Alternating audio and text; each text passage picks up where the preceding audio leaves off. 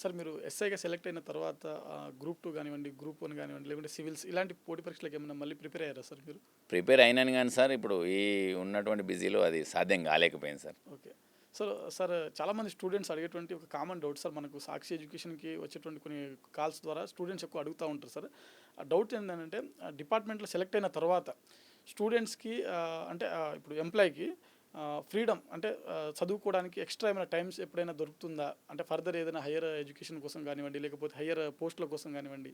Sir చాలా question police చాలామంది ఉద్యోగం అనేది 24 గంటల సమయం అంటే 24 అవర్స్ ఇంటూ 7. ఇక మీకు అర్థం చేసుకోవాల్సింది ఏంటంటే సార్, ఓకే. ఎప్పుడు ఏం జరుగుతుందో తెలియదు ఈ సొసైటీలో. ఓకే. దానికి మేము రెడీ ఉండాలి. ఓకే. రెడీ ఉండాలి కాబట్టి ఈ టైం దొరుకుతుంది, ఈ టైం దొరకదు అనేది ఏం లేదు సార్. అవకాశం ఉంటే ప్రిపేర్ కండి. ఇప్పుడు నేను సివిలియన్గా ఉన్నప్పుడు నాకు ఎర్లీ మార్నింగ్ 5కి లేసేసి నేను రెగ్యులర్గా ప్రిపరేషన్ గ్రౌండ్ తర్వాత మళ్ళీ చదవడం, ప్రిపరేషన్ తర్వాత మళ్ళీ సాయంత్రం గ్రౌండ్, దాని తర్వాత నైట్, ఇట్లా మనకు ఒక టైం టేబుల్ ఉంటుంది.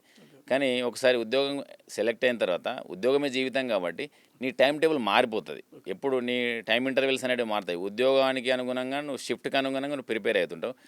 నీ షిఫ్ట్ కాకపోయినా నీకు రెస్ట్ ఉన్నటువంటి టైంలో కూడా ఎమర్జెన్సీ వస్తే నువ్వు పోవాల్సి వస్తుంది.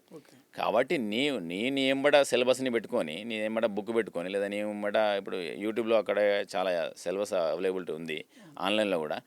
నీకు అనుగుణంగా నీకు రెస్ట్ ఉన్న టైంలో నీ సిలబస్ని కంప్లీట్ చేసుకోవడానికి ప్రయత్నం చేయాలి తప్ప, నాకు ఖచ్చితంగా నేను ఇక్కడనే టైం ప్రిపేర్ అవుతా, నా ఇదే టైం టేబుల్ అనుకుంటే మాత్రం తప్పు సార్. అది కుదరది ఎట్టి పరిస్థితులలో.